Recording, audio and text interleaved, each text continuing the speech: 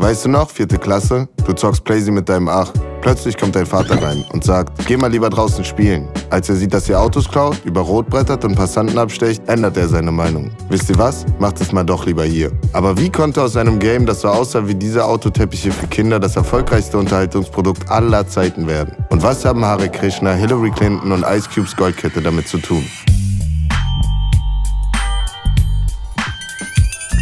Ey, GTA 5 hat seit seinem Release einfach 7,7 Milliarden $ Umsatz gemacht. Gefühlt wurde kein Spiel so oft zitiert und safe hat kein Spiel die Popkultur so krass geprägt. Logisch, dass gerade die ganze Welt auf einen Nachfolger wartet. Alle meine Freunde haben das gespielt, auf Playstation, sogar unterwegs auf PSP mitgenommen. Ich denke nur an diesen Kasten-PC, diese fette Bildschirm, diese Würfel, diese Windows. Mutter hat immer gesagt, mach aus und so, zock nicht diese, was machst du, überfährt Menschen und so. Das hat sich so illegal angefühlt. Wir waren auf jeden Fall viel zu jung dafür. Aber lass mal von vorne starten. Alles fängt im London der 80er an. GTA kommt nämlich gar nicht aus den USA, sondern aus UK. Da wächst Sam Houser auf. Sams Mutter ist in den 60ern als Gangsterfilm Baddie berühmt geworden. Seinem Vater gehört Londons angesagtester Jazzclub. Sam steht auf Videospiele. In den 80ern sind es vor allem Arcade-Games. Es gibt auch schon die ersten Heimcomputer zum Zocken. Sam's Fave, eines der ersten Open-World-Games überhaupt, Elite. Eine Art bewaffnete Weltraumflugsimulation. Planeten plündern und Gegner abschießen inklusive. Außerdem steht er ziemlich auf East Coast Rap. In seinem Privatschulzimmer sammelt er Def Jam Platten und rockt Adidas Superstars mit fetten Schnürsenkeln, genauso wie die Vorbilder aus New York. Als seine Eltern ihn fragen, was er später mal werden will, sagt er Bankräuber. Das ist schon so zusammengestellt wie GTA ihr Leben. Mutter ist das, Vater ist das, der ist das. Ich find's krass, dass es so ein Typ ist, der so aus der Szene kommt einfach. Der so dieses ganze Hip-Hop-Ding irgendwie gecheckt hat. Wer soll das machen? So ein Anime-Typ, der Dragon Ball zeichnet? Ne? Ich glaube, das ist schon so richtig so. Schon mit 18 landet Sam beim Musiklabel BMG. Nepo Baby halt. Die eröffnen bald eine Game Division, weil in dem jungen Markt ist noch ordentlich was zu holen. Sam hat zwar keine Erfahrung, will aber unbedingt mitmachen. Er nervt seine Bosse, bis sie ihn dahin versetzen. Nur 2 Jahre später übernimmt er den Laden. Macher. Du bist noch am Anfang, aber mach. Es ist krass, dass er ihm vertraut hat. Hat der Jackpot mit ihm gemacht. Vor allem, wenn ich mir überlege, dass es 1984 war, wie lange das da eigentlich schon zurückgeht, was für eine History dahinter steckt, ist krank. Ein Star der neuen Gaming-Szene, der Schotte David Jones. Ein Prototyp von seinem Game landet bei Sam Houser auf dem Schreibtisch. In Race and Chase soll man als Polizist Verbrecher jagen, Räuber- und Gendarm-mäßig. Aber als Bulle musst du dich natürlich an alle Regeln halten. Du darfst im Game nicht mal bei Rot über die Ampel. Langweilig, oder? Denkt auch Sam Houser. Er will, dass Jones das Spiel nochmal überarbeitet. Ein Kollege von Jones hat dann die Idee. Was, wenn du stattdessen den Gangster spielst? Wahrscheinlich damals war das so, Alter, ja Mann, er hat recht. Wir machen einfach die andere Seite. Wer hat Bock, bei einer roten Ampel stehen zu bleiben, ne? Der Gangster darf schnell fahren, der darf über Rot, der darf dies, der darf das. Jeder hat so diesen Film so im Kopf, dass man so denkt, boah, Alter, mit den Homies irgendwie so eine Bank ausrauben, ultra cool so. Aber das kann man halt dann genauso ausleben durch halt sowas wie GTA. Wenn was verboten ist, dann hat man immer mehr Bock, irgendwie das auszutesten. Du kriegst plötzlich extra Punkte, wenn du Fußgänger überfährst. Und für Hare Krishna doppelt, weil einer von Jones Kollegen von denen genervt ist. Sam Houser feiert komplett. Jetzt fehlt nur noch ein mieser Name. Grand Theft Auto ist in den Staaten der offizielle Begriff für schweren Autodiebstahl. Plus, das klingt einfach nach Outlaw. Er hat eigentlich easy GTA erfunden, nicht der Typ. Das ist auf jeden Fall verrückt, dass es dafür einen Shortcut gibt. Das heißt, es passiert so häufig, dass da irgendwelche Gangster mal gesagt haben, großer Autoraub ist uns voll schwer auszusprechen, lass mal abkürzen mit GTA einfach. Das ist auch crazy. GTA 1 ist erfolgreich, aber noch nicht Mainstream. Viele Games sind damals schon 3D. Im Vergleich kacken die verpixelte Grafik und die 2D-Perspektive ein bisschen rein. Aber die Entwickler von GTA setzen vor allem auf Gameplay. Spiele wie Tomb Raider oder Super Mario 64 sehen damals zwar besser aus, funktionieren aber alle nach dem gleichen Prinzip. Bei GTA hast du viel mehr Freiheiten und kannst zwischendurch einfach rumcruisen und die Mission lösen, wie du willst. Kein Bock, die Verfolger abzuschütteln? Erschieß sie einfach. Statt einer statischen Map bewegt sich die Welt mit dir mit. Deshalb kann man einfach immer weiter zocken. Genau diese Freiheit macht GTA bis heute aus. Du wirst vom Game nie gezwungen, den Helden zu spielen. Das hatte ich bis jetzt in noch keinem anderen Game, dass man so viel Freiheit hat. Das ist wie ein Spiel im Film. Weißt du was, sicher, denk mal an alles, Brett. Du kannst auf diese Hochhaus runterspringen einfach. Du kannst halt machen, was du willst, Digga. Das ist schon geil. Du hast halt einfach endlos die Möglichkeit, da immer irgendwie was anderes zu machen, weil du immer eine andere Ausgangssituation hast. Man sieht sich nie satt. Und diese Freiheit, die die da hatten, von ersten Teil bis letzte, das ist Ding, Privileg, Alter. Und ganz ehrlich, das ist auch einfach ein bisschen der Traum von vielen Jungs. Kinder werden Gangster statt Feuerwehrmann. Safe kennt ihr das noch. Man chillt zu viert vor der Playstation, 3 gucken zu und einer läuft bisschen amok. Man liest ihm Cheatcodes vor, weil die gibt's schon seit dem ersten Teil. Geniale Idee. Man kann immer neue Sachen austesten und es wird nie langweilig. Sogar wenn man den Controller nicht hat. Ich krieg dann aber regelmäßig mal sowas in den Chat geschrieben. Zieh dir doch mal den oder den Heli oder was weiß ich. Dann drückt man halt so ein paar Tasten auf einmal, keine Ahnung, Digga, ist da so ein Jet, der da steht oder so. Militärbasis, wenn man so einen Jet klauen wollte. Dann brauchst du diesen Cheat, diese Unverwundbarkeit-Cheat, 30 Sekunden. Schnell Jet klauen, abhauen. Der Mix macht's einfach. Also, dass du halt auch, was diese Cheats angeht, machen kannst, was du willst, ne? Ich basiere auf ehrlicher Arbeit, deswegen sage ich, ohne Cheaten macht mehr Bock. Das normal zu spielen ist fett, aber dann auch mal mit den Homies irgendwie so Scheiße zu bauen und sich irgendwelche Sachen zu cheaten ist auch fett. Als GTA droppt, sind die meisten Spiele nur was für Nerds. Sam Houser hatet auf alles, was mit Kobolden und Zaubern zu tun hat. Sein Ziel, Gaming soll wieder cool werden. Ein Spiel, bei dem man Molotov-Cocktails auf Bullen schmeißt, kommt da ganz anders.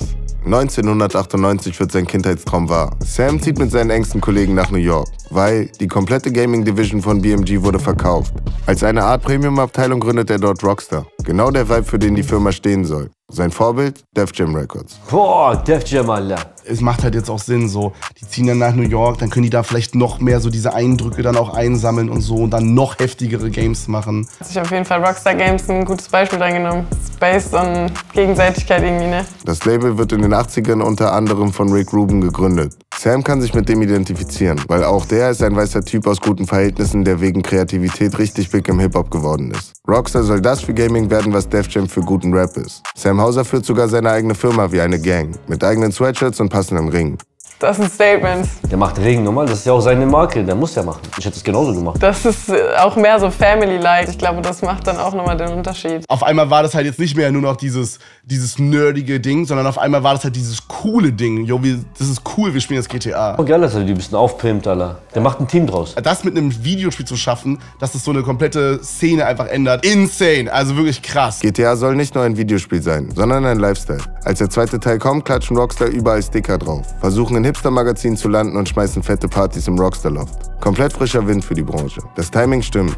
Gaming ist damals noch ein sehr junges Phänomen und erstmal eine unschuldige Welt für Kinder und Nerds. GTA profitiert mies davon, dass die Szene langsam erwachsen wird. 2001 droppt GTA 3. Rockstar changed von 2D auf 3D und fickt damit alles. Was das für ein Unterschied ist, das müssen ja so viel mehr Leute gecatcht haben. Ab dem Punkt, wo das auf 3D geswitcht war, Alter, du hast überall das gehört, dass Leute das zocken. Bruder, das war das Krasseste, was es gab. Das war das flüssigste, geilste, was es gab. Das macht es auch einfach nochmal viel realistischer und dadurch viel geiler, dann einfach alles zu machen, was du machen willst. Das Game revolutioniert das Open-World-Genre und es kommt einfach zur richtigen Zeit. Alle sind auf Gangster-Rap. Und GTA ist einfach ein interaktiver Gangsterfilm mit passendem Soundtrack. In anderen Spielen kannst du vielleicht einen Soldat spielen, aber bei GTA kannst du Autos klauen, Dicker. Kein anderes Videospiel wird in dem Jahr öfter verkauft. GTA ist endgültig Mainstream und alle reden. In den frühen 2000ern heißt es bei heftiger Gewalt unter Jugendlichen immer wieder, GTA wäre schuld. GTA polarisiert generell extrem. Eltern und Politiker schieben von Anfang an Panik. In Deutschland und Frankreich wurde der erste Teil von der Regierung kontrovers diskutiert, noch bevor die erste Einheit verkauft ist. In Brasilien gab es schon ein komplettes Verbot. Ich habe das Gefühl, es bewirkt immer das Gegenteil eigentlich. Wenn so Dinge verboten werden oder irgendwie so ein bisschen diskutiert werden, dann will man das als Kind dann noch eher zocken. So. Ein menschliches, normales Gehirn, denke ich, sagt ja dann sowieso, dass man das in echt nicht machen darf. Aber das, was man da machen kann, das kann ein Gehirn von 12, 13 Jahren vielleicht beeinflussen. Ist ja so bewiesen, dass es im Endeffekt nicht unbedingt so einen kranken Einfluss auf die Realität hat oder haben muss. Tatsächlich ist das alles genauso von Rockstar geplant. Die haben einen PR-Mastermind im Team, Max Clifford. Der hat schon mit Muhammad Ali und Frank Sinatra gearbeitet und ist mäßig Experte im Welle machen. Rockstar platziert bewusst negative Berichte in Zeitungen, die von Politikern und Aktivisten aufgegriffen werden. Die Negativpresse pusht übertrieben den Hype. Das war kein Zufall, die wussten einfach, was die da machen. Hate ist auch wieder eine gewisse Form von Aufmerksamkeit, deswegen eigentlich stark. So, je mehr Leute sich das Maul darüber zerreißen, desto interessanter wird's. Die ganze Öffentlichkeit hat ja dann denen so in die Karten gespielt und die haben das so komplett genutzt einfach, weil das hat ja dann noch mehr Welle gemacht. Sam Houser provoziert mit GTA einfach auch selbst. Sex mit Prostituierten frischt die Gesundheit auf. Wenn man sie danach überfährt, gibt's Geld zurück.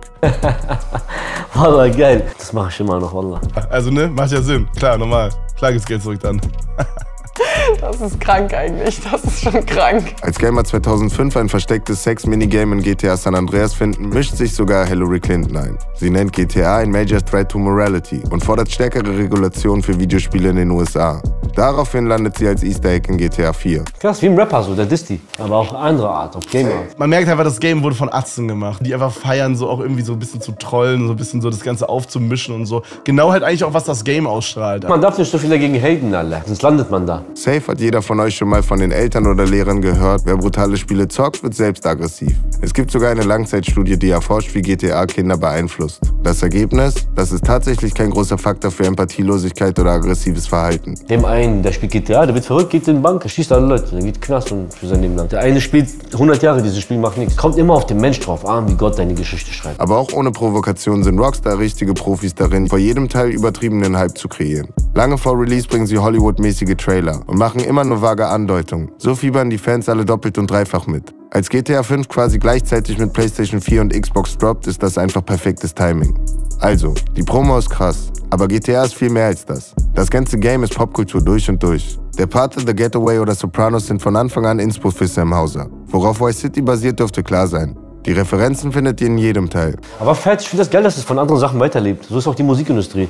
Der eine hört ein Lied von früher, ich sample Azad.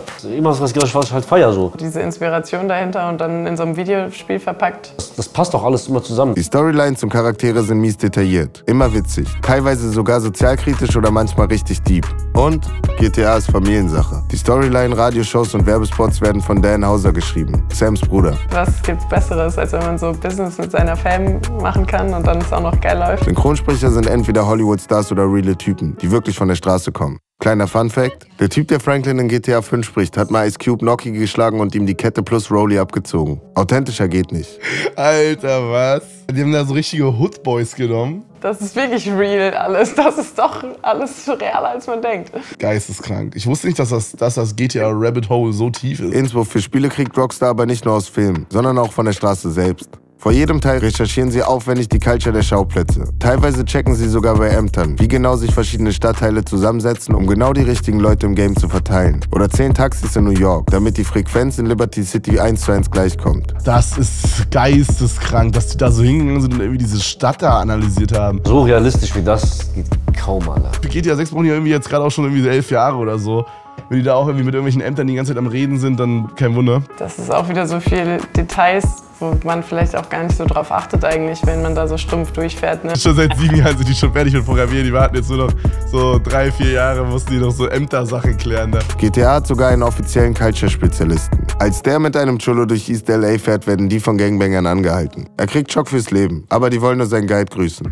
Natürlich sind die Maps keine exakten Nachbildungen von bestimmten Städten, aber darum geht's auch nicht. GTA soll einfach die kulturelle Essenz einfangen. Du klaust einen Lowrider und cruist durch East Los Santos und pumpst Cumbia. Oder du läufst durch East Holland und hörst Spanisch auf den Streets. Die Städte im Game werden genau dadurch lebendig, dass sie mit echter Kultur gefüllt sind. Das Game zeigt ein virtuelles Amerika, das sich echt anfühlt. Und den krassen Konsum in Radiospots und Werbetafeln verarscht. Das macht eigentlich Sinn, dass das jemand gemacht hat, der nicht von da ist, sondern jemand, der das von außen sieht. Weil das ist ja voll das überzogene Amerika, was da ist. Dass es halt nicht Amis sind, die das machen, ist vielleicht dann doch nochmal dieser Seitenhieb dabei, ne? Es ist quasi so, wie man sich den American Dream vorstellt aus Europa. So das als Game verpackt. Es macht Sinn, dass die Macher selbst keine Amis sind. GTA ist ein Liebesbrief an die amerikanische Kultur, aber auch eine Satire der kaputten Gesellschaft. Boah, guck mal, die gehen live und so. Die haben sich halt nochmal informiert, was heute abgeht, Bruder. Fett. Die haben einfach das nochmal reingebaut, weißt du, ich meine? Aber GTA zieht nicht nur Inspiration. Das Game wird auch selbst ultra oft zitiert. Switchen Fahrer wie bei GTA. Unser Leben, aka GTA. Lifestyle wie bei GTA. GTA war für viele safe eine Einstiegsdroge für Rap. G-Funk ist gefühlt ein Synonym für GTA San Andreas. Und ob Reggaeton auf San Juan Sounds oder 80s Banger auf Flash FM, die Sender im Spiel sind mit Liebe kuratiert und werden von echten Musikern und DJs gehostet. In einem GTA 5 Update hat Frank Ocean sogar seinen eigenen Channel. Wer mal einen Teil durchgezockt hat, nimmt zu 100% was von der Mucke mit. Diese Musik ist so wichtig gewesen für GTA. Das gibt so viel einfach. Da gab's ein mieses Lied, was ein Beat, Alter. Es gibt halt manche Songs, du hörst die und du hast instant diesen Gedanken an GTA, weil du es so krank damit verbindest. Boah! Hör mal. Weil halt diese Musik auch einfach so geil war. Das ist so geil, dass so diese Musik mit Gaming so Hand in Hand geht. Klar, dass es zu so einem riesigen Phänomen auch dumm viele Memes gibt. Der ganze Look hat übelsten Wiedererkennungswert. Schriftart und Bildsprache wurden 1000-mal kopiert. Schriftart legendär. Diese Ästhetik gibt es auch nur, weil das so krass mit GTA halt in Verbindung gebracht wird. Da könnte alles stehen, man würde es erkennen einfach. Zu verdanken hat das GTA dem Illustrator Steven Bliss. Der hat auch schon in den 80ern für japanische Fashion-Labels gearbeitet. Noch ein Rockstar halt. GTA dampft Street Culture auf ihre Essenz ein und gibt sie ultra authentisch wieder. Dadurch wird das Game selbst zur Referenz. GTAs Lieblingsgame der Culture, eben weil es die so gut simuliert.